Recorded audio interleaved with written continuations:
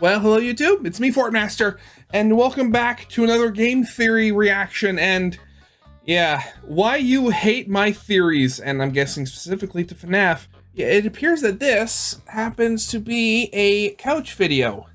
Now, I am fully aware that MatPat tends to get a lot of hate from time to time online for his theories. Granted, you know, the whole tagline of the show is "it's just a theory," but I mean that kind of is put up against the whole thing that MatPat and and his team of theorists have become so big that they're kind of like a figurehead where some of their stuff and a lot of it is held up as gospel if everybody likes it. Now, I can't say I've ever hated any of his theories. There have been some I've disagreed with, because, I didn't like them, but I've never hated any of them. The only, again, and this may seem, kind of stereotypical, but the only one I've ever really disliked was the whole Sans is Ness one, which you have to go back really far for that one. But again, that one, I thought that one was more just stupid than anything else, but I've never hated any of them, really. So, I mean, I really do want to see what MatPat has to say on the subject, especially if he's putting out an official video like this for it. But yeah, I mean, just MatPat has pretty much become the figurehead and head of like FNAF theorizing in general. So I mean, and he has come up with a couple of things where like Fazgoo initially, and like I'd have to think about it for a bit, but I do know. Just because, like, sometimes he's done something that has been, like, against current or against the grain of what has generally been accepted in, like, the theorist community at the time. Though I'd say, like, a fair number of times that has gone away and people have kind of, like, accepted it. So, I very much want to see what's happening here. So, as always, the original video is linked in the description if you haven't seen it yet for some reason. Corner video will lead to my film theory reaction. And with all that out of the way, let's actually see what is happening then, shall we? Yes, the books. Hello, Internet! Welcome to Game Theory, where today we're gonna be doing what we do on a lot of these days, talking about FNAF. But of course. A little mix-up today, we're doing it on the couch. And let me tell you, have I got a theory for you. It is a theory that you are absolutely guaranteed to hate. Get your pitchforks ready, my friends. I am prepared to get dragged all across Twitter and Reddit for this one. But I only have nail clippers. Does that count? And a paper clip. I guess I can.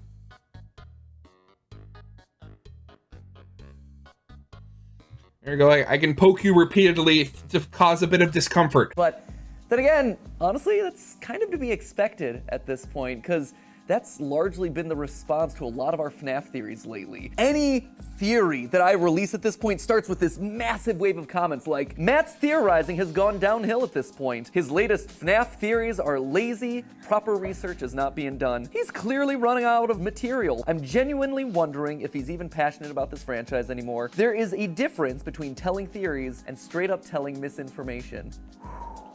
Oh, wow, that last one, okay. In fact, I don't know if you've noticed this, but pretty much every script that we do at this point, especially about this franchise, always comes packaged with some sort of predetermined disclaimer right at the top. Cue the clip. Fair warning, though, the conclusions we've reached that solve security breach, they are controversial. I feel good about them. Like, I think that we've locked in on a lot of the answers here, but, they're gonna raise a lot of discussion. Let's just say that you're either gonna love that episode or hate it. I don't really think there's gonna be much in between on that one. And while we'll certainly get to my problems here in a minute, let me just say, I seem to be in good company. It's not just me getting these sorts of responses. A lot of FNAF theorists are receiving the same sort of constructive criticism online. Yeah, John, let's be diplomatic about that. Regularly told that, quote, his recent theories are horrible. Yes, I went to a printer and actually printed that out so I could read it. Of course, I mean, that's the only proper way of doing it. John lied about the contents of the most recent story. And, here's another one, I don't want to be rude, but the mimic and baby theory sucks. I don't want to be rude, huh? Well, you might want to look up the definition. You failed at that part. There, friendo. And it's not just me and John either. Rytoast, another FNAF theorist, also involved with this one. He was told that his theories massively whiff I mean, honestly, the list could go on and on here. The feedback is endless, but the TLDR of all of this is that I went down the line of FNAF theorists and I just kept seeing the same thing over and over again. It's not just my theories that are getting all this hate, it's all theories. And that's weird. So I figured that we should probably do a theory about that. Do a theory about theories. Oh god, it's a meta episode. Oh no. I can't remember the last meta episode. I know they've done a couple on like YouTube itself. I can't remember. I mean, would you classify the ones he's done about other YouTubers like Markiplier and stuff like that as in Jacksepticeye? I don't know. Because I think I know why this is happening, and honestly, just like the FNAF lore, it's pretty darn complicated. But of course it is. If you don't actually stop to take the time and address it, I worry that it could actually. It's just going to get worse and worse. Yeah. The whole FNAF franchise as a whole. First off, I think it's important that we set some context here. Every FNAF theory that we release at this point is met with the internet largely dismissing it as insane or jumping the animatronic Felix the Shark. Such as, Cassie Dad is Bonnie Bro. It is the dumbest thing I've ever heard, says one commenter. Great. I mean, I actually really liked that one. I like the thematic sort of thing to it where I don't know, the Bonnie Bro broke something irreparable, so he just spends the rest of his life trying to fix stuff. Also said that Deadpool is Ernest Hemingway. I'd say that one was dumber. Oh god, I remember that one. Maybe you missed that one. Daycare attendants' endoskeleton teeth match the mimic. This one right here says it is dumb, dumb, dumb, dumb, dumb. Agree to disagree on that one. We'll get to that in a second. Oh, and this one here is a classic. Gregory's a robot. This theory is literal cancer. No, my friend. No, it's not. It is not a literal cancer. And if me suggesting that a fictional character in a YA murder bunny game is a robot is that bad to you, go touch grass. Anyway, you get the point. There is a varying degree here of these sorts of comments. But the main thing is that this is nothing new. When I suggested Dream Theory as the explanation for the first wave of games back in 2015, people were so mad. They hated it. Because honestly, I was dismissing 4 games of story and beloved characters with the whole, oh, it was all just a dream trope. Honestly, I didn't love it either, but it felt like where the evidence was largely pointing at the time. Actually, now that I'm reminded of that video, I do have to say that's probably the only theory that I've truly hated. Yeah, okay. And yet, it's only now, all these years later, that the sentiment has finally changed on that theory. And people largely agree that Dream Theory was right at the time, and that Scott just pivoted the story later with Sister Location. Yep. Or at least it was right until then this new Tales of the Pizzaplex book is coming out, and apparently it rewrites FNAF 4 into some hallucinogenic gas creation. Thanks for that one, Scott. Oh, God. You wouldn't have that victory, could you? What do you... I mean, I haven't read many of the books. I will say I love the concept of being able to see like the expanded world that like FNAF takes place in, and how like how issues in FNAF cause problems out there or vice versa. But I will not lie in saying that the books, they've hindered and made things much more complex in equal measure to helping anything. It's What do you want from me, Scott? I'm selling the books for you.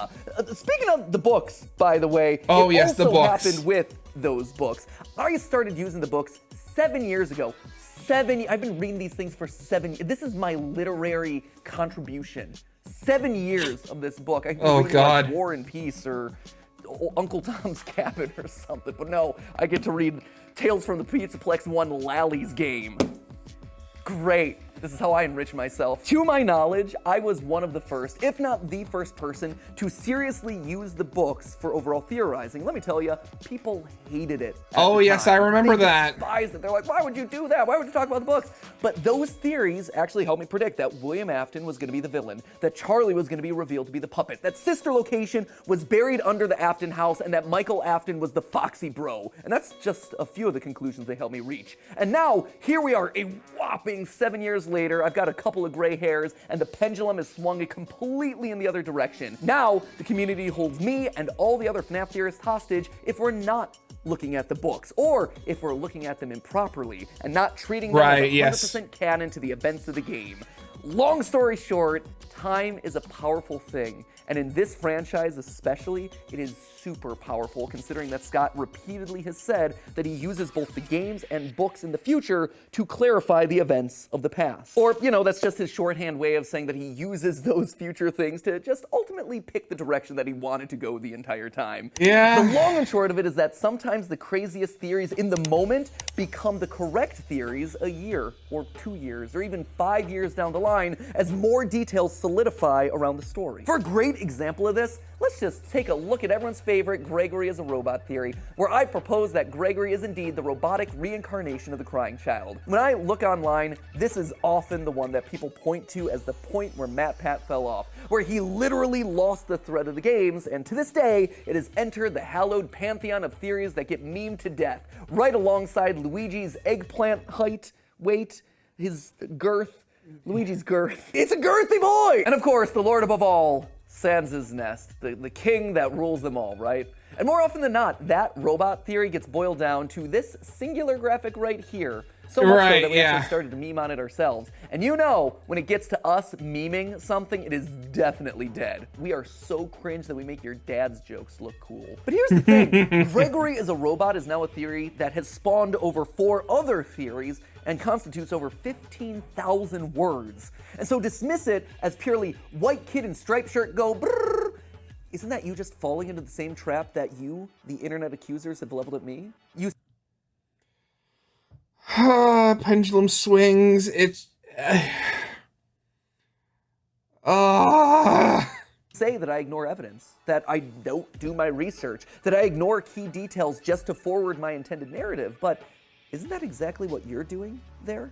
I mean, look at the facts, and for the sake of clarity and for the sake of your screenshots, I'll try to keep it all on a singular page since I know that you all love to boil my theories down to one image. So how else, my friends, would you explain that Gregory looks like the crying child, that he is colored in purple which connects him to the Afton family, that he's taken a bite out of a golden Freddy head ice cream cone just like the crying child got bit, that he's being called broken, which parallels the final line said to the crying child, his vision getting all staticky when Vanny skips past him in the Pizzaplex, and him looking differently when Freddy gets Roxy's eyes. I don't know about you, but that right there, that seems to me like a lot of important evidence. So who's really ignoring evidence to forward their intended narrative here? Me, the person trying to concoct a theory to explain all of those details, or anyone online who continues to insist that Gregory, you know, he's just a normal kid. And just like with dream theory and book theory, more evidence for this has just started to stack up. Since the release of Security Breach, the Tales from the Pizzaplex books, which many are now considering to be 100% canon to the games, these books have repeatedly included over and over again, story after story of kids either becoming robots, always being robots, or being taken over by robots. You don't even have to read the stories in the books to know this. I mean, just look at the theme of these covers, right? Robot humanoid kid, robot humanoid. This one doesn't count. Robot humanoid. Like, the last book in the series that's coming out, like, right now as this episode releases, it is literally about a kid who turned himself into a robot. Yeah, look at it. He's got human fingers and everything. You know, all this stuff, it really makes me think. So, I've heard of, like, various franchises being, like, described as being like a mile wide but an inch deep, or like a mile, or like an inch wide and a mile deep. But this is, for me, maybe it's just because I've been like in the quagmire of the FNAF fandom since it started. But for me, it does definitely feel like that FNAF, at the very least, is one of those franchises that is both a mile wide and a mile deep, and there are not very many of those that exist. I mean, again, that might just be my, like, FNAF Stockholm Syndrome talking, but I can't think of very many, like, other franchises that have that sort of, like, breadth and depth to them. And I can see why people would be so angry and sometimes confused about stuff like this, where just it gets so confusing so fast if you're coming in as a fresh outsider at this point. I mean, wasn't that the entire point of, like, the Ultimate FNAF Timeline 4-parter video? I mean, so that there would be, like, a fresh start for new people to kind of, like, jump in from without them having to go through literally 8 years of FNAF theories. Another one of those stories, this time GGY, it focuses on a boy named Gregory, sounds familiar, who Yeah. sets high scores in the Pizzaplex, again, should sound familiar. He disappears multiple school counselors, similar, and he goes by the name Dr. Rabbit. This story right here is basically shouting in our faces the fact that Gregory is patient 46, confirming that, regardless of how you feel about Gregory as a protagonist, he's a bad dude. He is killing people off, or at the very least, he's making them disappear to protect whatever secret he has. Something that, again, we predicted as part of that Robot Gregory series, and something that people at the time really didn't like. Plus, you Yeah. can't ignore the fact that he's calling himself Dr. Rabbit, which again is yet another connection over to the Afton family. And while it doesn't ever explicitly say that Gregory is a robot, it does write him with some very oddly robotic characteristics. Quote from here, "Greg returned the wave. He smiled. Then he cocked his head and studied Tony for several seconds." It's weird, right? It's written in a very specific way. It's an odd detail that signaled my theorist senses, and honestly, it feels to me like he's written like an AI, stopping to learn, study human behavior, to grow and operate. And that sort of AI connection actually returns when we go back to Security Breach. Here, I'd like to direct your attention to the wall code from the secret sister location room found near the end of that game. Yeah. Very quickly, the FNAF community figured out that this chunk of wall code right there read as follows: dodge, duck, flash, shoot. Again, the whole, I still want to know. I still have yet to find out how anybody even figured that out. That code. I'm still looking that up. Crawl, run, crush the vile band. Who is the only character to do all of those actions? It's Gregory. He's flashing Faz cams, he's shooting Faz lasers, he is literally crushing the band. So this room, an Afton room, mind you, is in some ways trying to speak to Gregory. But why would it be written in such a weird language? Well, honestly, we had no way of knowing it at the time. It wasn't until a year later, when this book finally came out again, this is the same one with GGY, but this time it had a tale called The Storyteller. This one is a tale all about a genius roboticist who speaks to his AI creations in a very specific way. Quote again from this book, "Every sheet of paper was covered with odd stick drawings and strange symbols that were not at all familiar to Mr. Burroughs. Squiggles, squares, loops, triangles within triangles. The code is the language of the Mimic. The Mimic being an AI program designed to copy those it watched. All signs point to Gregory being a robot built as part of this AI system." So throw that one over there onto that one-pager screen grab from earlier. Oh yeah, and don't forget the fact that we also discovered that Robot Kid heads were found down in the sister location bunker. Oh yeah, showing that those Afton things, they're was working freaky. on Robot Kid projects way sooner than any of us ever expected. That should actually be on there too. And Oh, overall, God. you look at that one screen grab, it's pretty crowded in there, right? And even if Gregory isn't a robot, it feels pretty darn clear that someone in this franchise probably is at this point. Here's the thing, I'm not bringing all this up to try and convince you, the internet critics out there of this theory. There are some dead horses that I just want to leave alone, believe it or not. And honestly, I don't care if you believe this theory or not. I do not care in the slightest. I have no horse in this race, though apparently I have a lot of horse analogies to make, which is weird. I am here having fun in my little corner of the internet trying to solve silly video game mysteries with a cool team around me and an awesome community of theorists. I would love you internet critics to join us. That would be awesome. We are an open-minded community. We are welcoming. Hopefully. We embrace you with open arms in the most fan-friendly way possible, but not in a way that's going to get us canceled. But for the people over on Reddit and Twitter who accuse me and all the other theorists of ignoring important information for the sake of forwarding our own version of a narrative just because we don't care about this franchise, ask yourself honestly, who's really the closed-minded ones here? We're the ones pointing out this information. We're the ones who are trying to solve what all this means. To ignore it, that actually feels disrespectful to the franchise. While we're being honest about all this, let's also be honest about our standards for clue hunting. I have been raked over the coals a lot across recent theories for making visual connections between characters and objects. My last theory, great example of this. I drew parallels between the daycare attendant and the Mimic because both of them have very unique teeth, where each individual tooth is independently operated. It's a completely unique design. Yeah, that is a very weird only design. Shared by those two characters, and yet a lot of people were quick to dismiss the entire idea as just surface level. Oh, it's only a coincidence. But do you remember what franchise we're talking about here, friends? Oh, we yeah. started with counting animatronic toes and buttons. But the reason that I bring that up is that while many dismissed that specific connection, I saw those exact same conversations happening around the Mimic's hand with its clawed fingers. Oh my gosh, clawed fingers, just like Burn Trap or the Glamrock's hands. You do realize that you're doing the exact same thing that you were criticizing. Just with a different body part, yeah. I mean, if you're allowed to compare sharp, pointy hands, then I can compare independently moving teeth, right? In the end, well, things have certainly gotten more sophisticated in the theorizing space, and we have higher standards for our evidence, and we should always be looking for more evidence to support any of our conclusions. Simple observations, like fingers or teeth, they're easy ones to build off of. They're easy ones to start exploring. And hey, where they lead to can be some really awesome, cool directions. We as humans are pre-programmed to seek closure in whatever we're doing. And it makes us feel secure and brings a sense of satisfaction of closure, right? There's actually an entire brand of psychology dedicated to this very fact. So naturally, when we're faced with a series that doesn't give us any sort of clean or definitive answers, it's easy for us to want to find the simplest solution or cling on to certain details like they're indisputable facts because it's better to be wrong than to be uncertain. And FNAF makes that hard because it's a story that's built on shifting sand.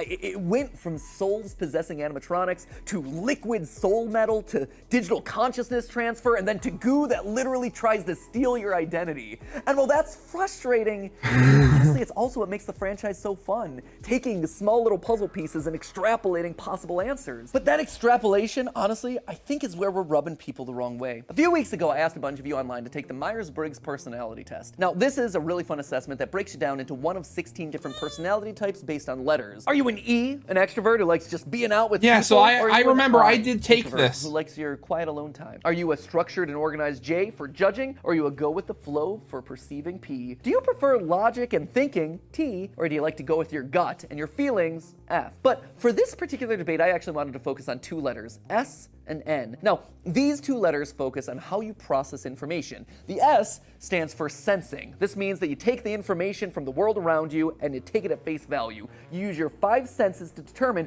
what is real and factual. It often means that you look at the world in a very literal way. N, on the other hand, stands for intuition.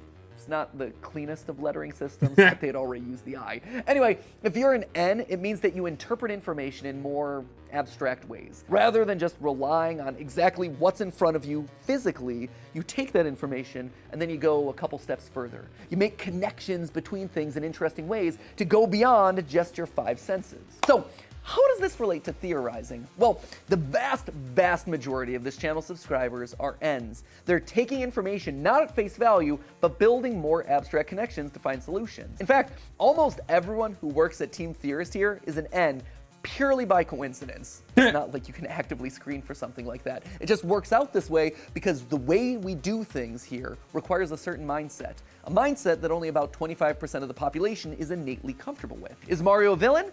No, of course not. There are so many examples of him being a hero, but you also can't ignore little details like the time he chained up Donkey Kong or the time that he stomped on his little brother's toe. And that right there yields some pretty interesting conclusions if you connect all those dots, leading to, hey, Mario is a villain. That's not to say that you can't also theorize. That was another one I didn't like. Absolutely can. In fact, our creative director Tom and FNAF theorist John were both in town a couple months ago and they showcased this exact difference in mindset. They probably best showed it with how to interpret Michael's ending monologue from Sister Location. Tom's an N, John is an S. John used the literal words being said to inform his interpretation, while Tom was more focused on how the words were said to imply meaning. Fun fact, by the way, after we shot this video, we got into contact with John, and we asked him to take this test again. And since he first visited, his Myers-Briggs has actually shifted to more of an N type. Remember, the Myers-Briggs test isn't just black and white, it's a spectrum. John was originally 59% S, but now that's shrunk down to 32%. That doesn't mean that he now has no more S tendencies, it's just that his exposure to the wonderful world of FNAF theorizing has led him to look at things differently, to link the obscure, to make connections from small details, and to imply meaning through more abstract means rather than the more literal ways that he might have done a couple years ago. And that right there, that is the fundamental difference that's happening in the fan base right now. I think a lot of the newer fans to the franchise are S's. And when you look at our survey results, you can actually see this playing out, with almost 25% of S's joining during either the FNAF VR, AR, or Security Breach era. Compare that to N's, where only 18% joined during that era. And so when evidence needs to be interpreted with an N mentality, it's making them uncomfortable, or even outright mad. Take, for instance, this clip from our most recent episode. But secondly, and more importantly, Cassie actually knows the truth about what happened to Glamrock Bonnie. She knows that it was Monty Gator who eliminated him from the picture. A lot of people were quick to point out that on the description of the Glamrock Bonnie plush, it says, quote, "Dad wouldn't tell me why they replaced Bonnie." In fact, this was one of those moments where people outright accused me of lying about the evidence, saying that I was ignoring the text that I was literally showing on the screen. Well, I mean, then again, but it was also, Dad wouldn't tell me what happened, but that was speaking in the past tense. Dad wouldn't tell me what happened. And, you know, in the game, there's a chance where you can have not Casey, but you can have her literally see Bonnie's, what do you call it, a corpse? Remains. So, yeah, she would know it. Yeah. That would be really dumb of me if that was what I was doing, but let's actually take a closer look at that specific line. Dad wouldn't tell me why they replaced Bonnie. Past Typically tense. speaking, someone that's an S would look at that line and take it literally. Her dad wouldn't tell her what happened, therefore, she doesn't know what happened. However, as an N, I'm not just taking those words at face value, nor was I willfully ignoring them. I was just interpreting them differently. Her dad wouldn't tell her what happened. That doesn't necessarily mean she doesn't know what happened. Your parents might not tell you how to cook a meal, but that doesn't mean that you don't have ways of finding out how to cook. Same thing applies to this other line from the same portion of our video. This one about the Monty AR plushie. Quote again, "It's hard to look at." Well, S's would read that and interpret it that maybe it's bright, it's shiny. It is physically hard to look at because it's an AR object, so maybe that's why. Yeah. But N's would read that line and probably read it differently. Nothing else Cassie says about the other AR objects in the game imply that they're difficult to look at least from a physical perspective. So what makes the Monty AR thing so different? It's hard to look at because of the emotional connection. Yeah. Well, maybe because it's not physically difficult to look at, but emotionally difficult to look at. It's hard to look at because she knows the truth about what Monty did to Glamrock Bonnie. But here's the big one, and this is the one that honestly has divided the fan base for the better part of the last year. It is this line used to market the new Tales from the Pizzaplex books. Quote, "A collection of new Five Nights at Freddy's short stories set in the world of the newest game." This one line has been used time and time again to say that these Tales from the Pizzaplex books, they are 100% canon, one for one with the game's stories. That right there, that is a very S interpretation, a literal They're interpretation. set in of the what's being world said. But of... there's also the N interpretation of that line. You can be set in a world without it being the same world. I think Rye Toast actually said this one best. This Super Mario Brothers movie that just came out, that's set in the Mario Brothers universe, 100%, but it's not canon to the games. Hey Rye, your end's showing. But that's always how the books have operated, and so many, myself included, have treated these new books in the same way, and as a result, we've gotten They're lots of supplementary people. material. I mean, it's not an invalid interpretation, it's just a different, less literal interpretation than one that many of you on Reddit are familiar with. And it's one that honestly is more in line with statements that Scott has made in the past about the books. Though, can we all be honest with ourselves here? That line was cut from all the marketing. It's gone, it doesn't exist anymore. You have Wait, it was? Oh my god. to dig up like historical websites to find it. It's now been replaced with this line that is published across all the books. Scott Cawthon spins 3 sinister novella-length tales from uncharted corners of his series as canon. And again, that right there, that is even more vague and non-specific, because look, we're talking about areas that are uncharted, never explored before, which honestly, even if you're choosing to read that line with a literal interpretation, feels like it's even more support for them not being 100% canon with the games, since we have charted a lot of the topics that you see in some of these stories, like the Gregory story. Great example. We know how he acts in the game. It is slightly different than how he acts in the books. It's not one for one. It cannot be literal. I'm just pointing it out. It is a difficult position to defend. And all of that is without me even pointing out out the differences between the books and the games, like the fact that there isn't a giant baobab tree in the middle of the Pizzaplex, the fact that the Pizzaplex is not shaped like a giant pizza slice in the game, as it is in the books, the fact that there isn't a giant VR AR dome that's turning people into Fazgoo, and that there's no roller coaster that's running through the center of the restaurant. And those are just some of the differences that pop to the top of my head. I have seen people online. I mean, there was, in Ruin, there was revealed to be like a log flume ride that was since been closed. But again, that wasn't in the middle of the restaurant. That was kind of off to the side of as its own thing. Choosing certain stories to be canon and certain stories to not be canon. And again, I have to call out, isn't that just picking and choosing certain evidence pieces to forward your intended narrative? And do you see the irony in that? Those of you who are convinced that the books are canon are doing exactly the same thing that you criticize online theorists of. You have an answer that you're committed to, and you're so working every backwards theory from is it. based on a core assumption. And if it's okay for you, then it has to be okay for us too. In the end, here's the important thing to remember. We're all on the same team. We're all working towards the same goal. We are trying to solve this franchise together as completely as possible using the most satisfying evidence-based answers we can. Because we all love this franchise. We all love a good mystery, and we all want the answers. And the way that we get to those answers is by being open to all ideas. All ideas, no matter where or what personality type they're coming from. And even when we do get things right, it's okay, and it's also important to occasionally revisit those answers. Because guess what? This franchise changes. It evolves. It adds more lore in places that you least expect. So when someone makes a big old swing, don't be quick to write them off. I mean, I suspected that Chica was a mediocre melody, just out of the blue, and that Mr. Hippo was at one point one of the core animatronic lineup. Both things that at the time seemed like pretty big swings back in the day, but both things that at this point actually have a lot of evidence to back them up. So sometimes those big risk theories actually yield some pretty big rewards. In the end, remember, it's easy to point at someone else's ideas and find the holes, but it's actually a lot harder to then offer up your own solutions. It takes guts to put yourself out there and concoct a theory, so be nice to other people's ideas, because that's the way we learn. That's the way we grow. We do it by asking questions and making mistakes. If every theory were perfect the first time out, well, let's be honest, there wouldn't be any mystery to this, right? The games wouldn't be as fun. It would be kind of boring. And honestly, it wouldn't have spawned this incredible franchise that we have today. It also wouldn't have spawned this amazing merch. Like this Springtrap jacket, which and this, okay, great, thank you. Thank you for that one, Mr. Tom. You're the best. All this incredible Five Nights at Freddy's merch available down in the merch shelf down below this video. It launched today, and we worked on it, and I'm very proud of it. It gets to some really cool objects from different parts of the franchise. That was a pink varsity jacket from Chica's high school years. It's a win. It launched today, and we had a FNAF video going up, so I felt like I probably should mention it, even though this is serious. Let's bury the hatchet, shall we? There's a movie coming, there's a new game, the book series is wrapping up, and hey, there's that cool new line of apparel. Let us move forward together as a united family of FNAF theorists. N's, S's, and every letter in between. All of us united in our love of mystery and our collective hatred of Fazgoo. But hey, that's just a theory. A game theory. Thanks for watching. I'm gonna toss this merch at you.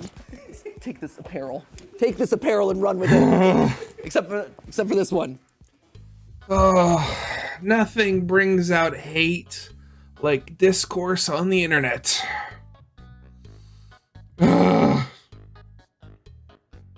So yeah, I mean, I've said I've been like, I have like Stockholm syndrome with this series, but like still I very much do love it, even if I have never actually played any of the games myself. I love how, like, as I said before, how deep and wide this series has gone. It's like,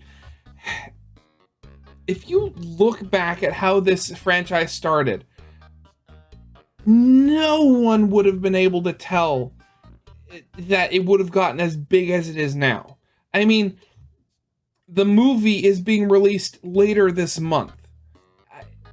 Again, and the movie has been in like some sort of like production hell for like over 5 years. And I just hope that it's good.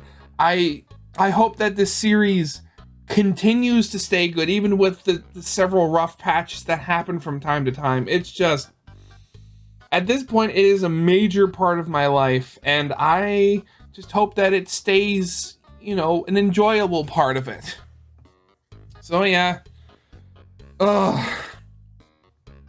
As I said, original video is linked in the description if you haven't seen it for some reason. Corner video will lead to my film theory reaction. And with all that out of the way, I hope you guys liked. If you did, leave a like, subscribe if you have not, and I'll see you guys next time. Goodbye.